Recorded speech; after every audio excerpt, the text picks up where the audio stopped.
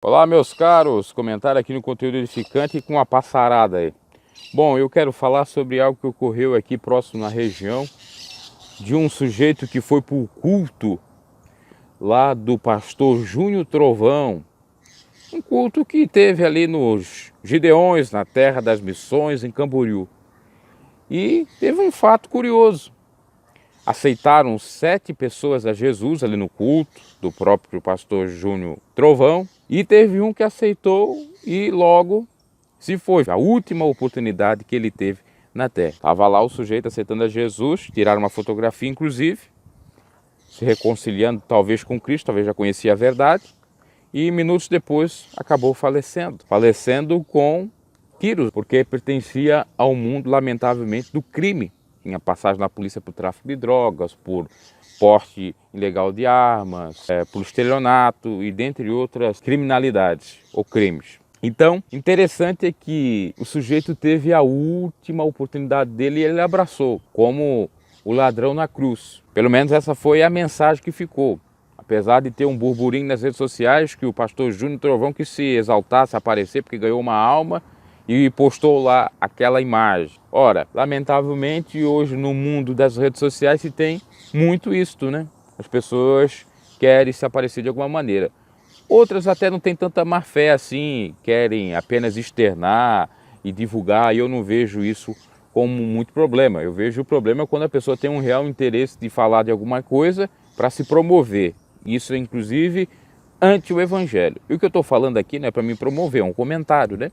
Haja vista que eu achei interessante, pois o camarada aceitou a Cristo e logo faleceu. Mas faleceu porque ele já estava jurado de morte, possivelmente por um grupo, uma facção criminosa. E bem num bairro lá que é muito famoso da cidade de Camboriú, que quando eu fazia faculdade já ouvia desse bairro, né? Os policiais que trabalhavam lá, delegados e tal, naquela região já falavam que era um bairro super perigoso. E o camarada ainda morreu, esse que aceitou Jesus, na frente de uma igreja. Tinha 35 anos. Que coisa, né? É a única oportunidade que o camarada teve.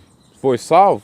Deus é que sabe, pode ter sido. Talvez até mesmo ele já sabia que ia falecer e pediu, peraí, eu sou cristão, ou pelo menos eu creio em Deus, deixa eu lá reconciliar para que Deus salve minha alma e você tire. Mas algo a ser pensado é o seguinte, por que essa gente que conhece o evangelho vão para o mundo do crime e das drogas? Parece, obviamente, uma tentação do maligno. Porque Paulo vai dizer o seguinte, você que furtava, não furte mais. Você que fazia alguma ilicitude, não faça mais. Se o sujeito já veio do mundo, talvez fazendo alguma coisa equivocada, e aí pega e sai da igreja com essa verdade, vai fazer as coisas mais equivocadas ainda, ou se ele aceitou a Cristo, era filho de cristão desde o início, por que não ficou firme nas promessas do Senhor? Porque Deus honra aquele que cumpre a palavra. Aqueles que são filhos de crentes que honram a palavra, Deus é com eles. Aqueles que lembram do seu Criador no dia da sua mocidade, Deus é com eles. Por que perder a fé e se seduzir pelo mundo do crime, um mundo de poder fictício, um mundo de ilusão?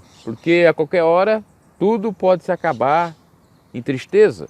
E nesse caminho só existe 2 destinos, ou a prisão ou a morte. E lamentavelmente nesse caso foi a morte. É muito lamentável. Por isso que jovens, adolescentes, pessoas que estejam até nesse mundo do crime, venham correndo para Cristo, façam um propósito com Deus para abandonar essas práticas. Tem quantos e quantos testemunhos aí de pessoas que saíram desse mundo. Leiam a Bíblia, principalmente aquele que conhece a verdade, porque o inimigo vai trabalhar para ceifar essa vida.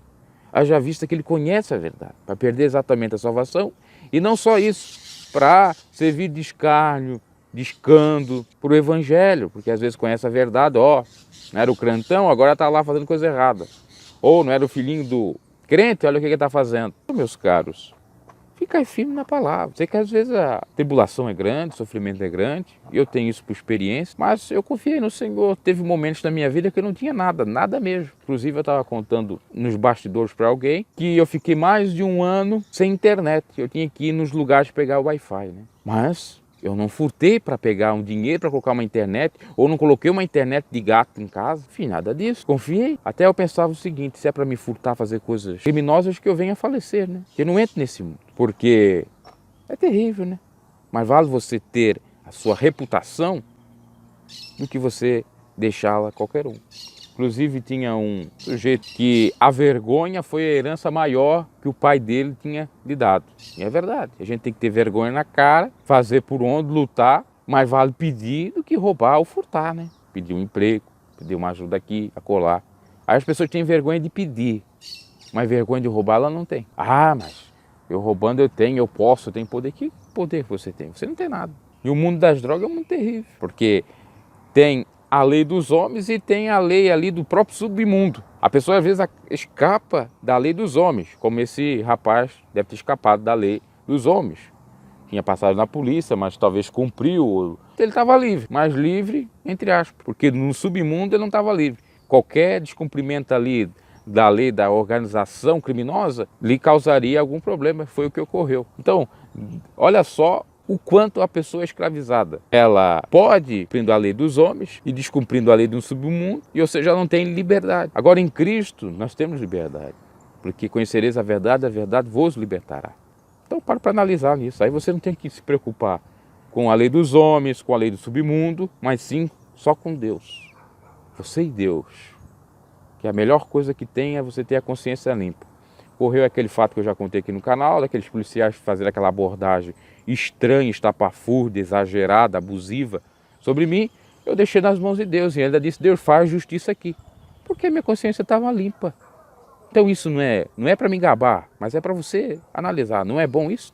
Assim como José do Egito, quando acusaram ele falsamente de ter abusado, assediado a mulher de Potifar, ele deixou nas mãos de Deus. Até foi para o calabouço, mas Deus o honrou, tirou ele de lá e virou o quê? O governador do Egito.